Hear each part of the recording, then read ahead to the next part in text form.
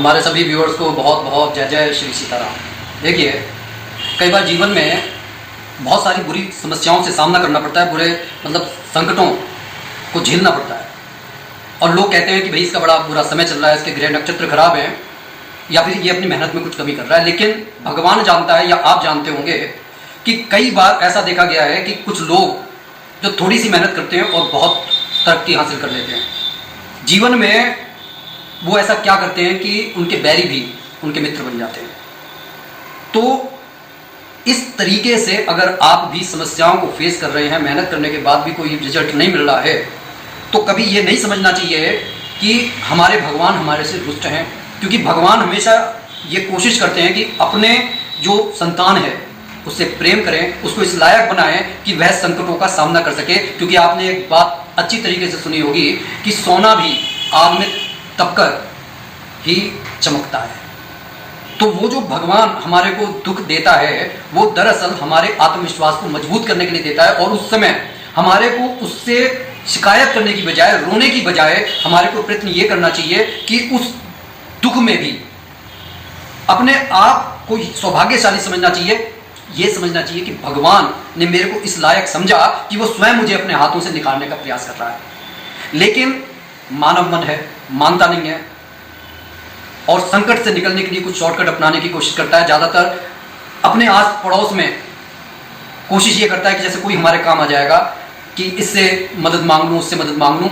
लेकिन सच्चाई ये है कि जब हम उस परम पिता परमात्मा की शरण में चले जाते हैं, तब हमारे को बिल्कुल ये समझ लेना चाहिए कि अब जब मेरी किस्मत लिखने वाला मेरे साथ है तो मेरे काम बनकर रहेंगे। और कोशिश ये करनी चाहिए, कुछ कार्य हमारे को अपने जीवन में सम्मिलित करने चाहिए, जैसे कि हनुमान चालीसा का प्रतिदिन पाठ करना चाहिए। इससे होगा ये कि शनिदेव की कृपा भी मिलने लगेगी, चाहे फिर आपके ऊपर साढ़े साथी हो, चाहे ढैया हो, चाहे फिर आपके कितने भी बैरी हो संसार में।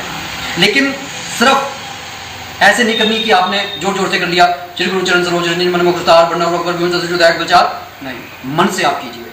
श्री गुरु चरण सरोज रज निज मनु मुकर सुधार, बरनौ रघुबर विमल जसु जो दायकु फलचार।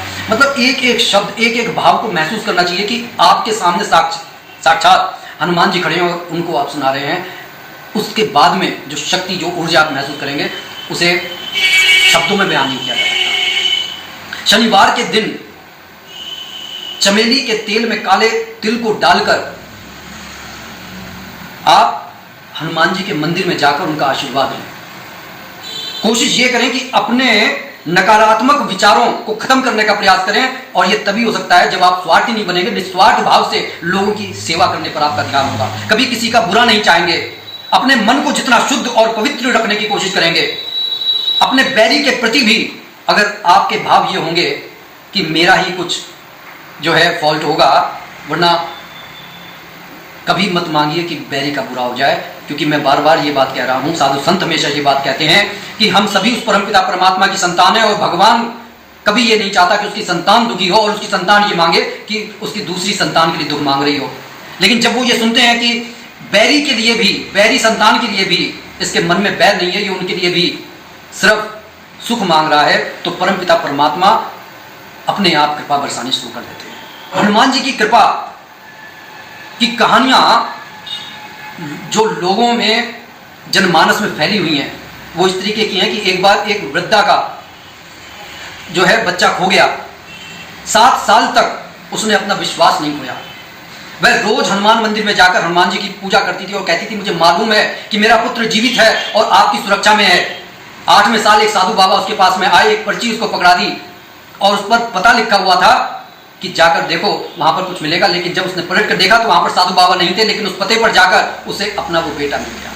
कहने का ये तात्पर्य है कि अगर हमारे भाव अच्छे होते हैं तो आप ये समझ लीजिए कि सारे काम अच्छे होते हैं। और जिस पर कृपा राम की हो जाती है, वहां पर आप ये समझ लीजिए कि हनुमान जी भी कृपा कर लेते हैं। प्रतिदिन आप राम नाम के 108 बड़े प्रेम से एक कागज बना लीजिए, कॉपी बना लीजिए, उस पर लिखिए बड़े प्रेम भाव से। देखिए चमत्कार कैसे घटित नहीं होता। ये छोटी छोटी बातें बताने के पीछे सिर्फ मेरा एक ये छोटा सा मोटिव है कि अगर आप किसी दुख को फेस कर रहे हैं, तो अपने आप को डिमोटिवेट होने की बजाय आत्मविश्वास से परिपूर्ण कर लीजिए। ये मान लीजिए कि भगवान आपके आसपास में है और वो आपको सुखी और समृद्ध देखना चाहता है, बस आपको मजबूत करने के लिए दुख दिए गए हैं। बोलिए जय जय श्री सीताराम।